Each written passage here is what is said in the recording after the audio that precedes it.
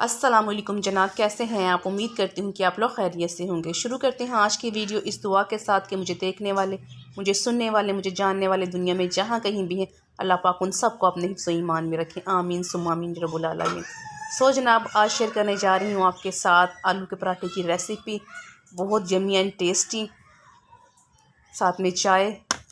So let's move, देखते हैं किस तरीके से हमने इसको तैयार किया है।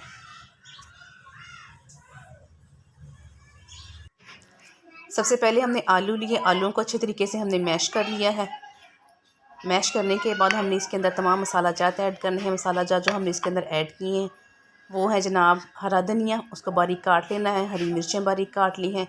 सूखा धनिया पिसा हुआ, गरम मसाले का 1 चम्मच, साथ में ज़ीरा है, अजवाइन है, लाल मिर्च है पिसी हुई, धड़ा मिर्च जिसको कुटी हुई मिर्च कहते हैं, नमक और साथ में कलौंजी। ये तमाम चीज़ों को डाल के अच्छे तरीके से हमने इसे मिक्स कर लिया। आप चाहें तो इसमें से कोई भी मसाला स्किप कर सकते हैं या अपनी मर्ज़ी के मसाले ऐड कर सकते हैं। तमाम चीज़ों को मिक्स करके अच्छे तरीके से जनाब हमने रख लिया। और उसके बाद हमने आटा लिया है। आटा हमने गंदम का इस्तेमाल किया। हमारे घर में गंदम का आटा इस्तेमाल होता है, इसलिए ये गंदम का आटा है जो हम लोग यूज़ कर रहे हैं। आप जिस तरह का भी आटा आप चाहें मैदे में बना सकते हैं। आप लोग आम घर में जिस तरह से आटा गूँधा जाता है उसके अंदर हमने इसे तैयार किया है। 2 छोटी छोटी रोटियां हमने बना के उसको बेल लेना है।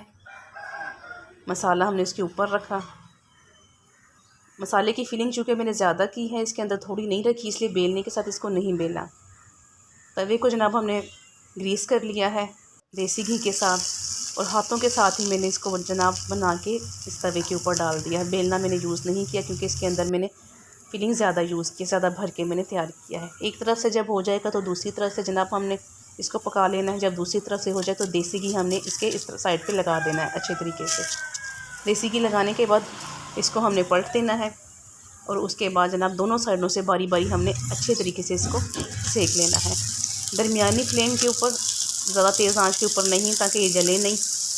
दरमियानी आंच के ऊपर जब हम इसको पकाएंगे तो इसका कलर बहुत प्यारा आएगा। देसी घी के साथ चूँकि हमने इसको तैयार किया तो इसकी ज़बरदस्ती खुशबू आ रही है और बहुत अच्छा सा ये तैयार हुआ है। गंदम के आटे से हमने इस पराठे को तैयार किया है जनाब। अब हमारा पराठा बिल्कुल बनकर तैयार हो चुका है। अब हम सर्व करते हैं। आप चाहें तो इसको ऐसे ही सर्व कर दें, आप इसकी कटिंग ना करें, लेकिन हमने इसकी कटिंग करके फिर हमने इसको सर्व किया है। बहुत ज़बरदस्त जनाब यम्मी सा हमारा ये देसी घी के साथ पराठा आलू का तैयार हुआ था, और झटपट से ये हमारा तैयार हो गया था। कोई ज़्यादा टाइम नहीं हमें इसको लगा था बनाने में, और खाने में भी बहुत ज़बरदस्त और टेस्टी है। घर में जो बच्चे हैं वो इस किस्म की सर्विंग के साथ बहुत खुश होते हैं, तो बच्चों को इस किस्म की सर्विंग दें तो बच्चे बहुत हैप्पी रहते हैं।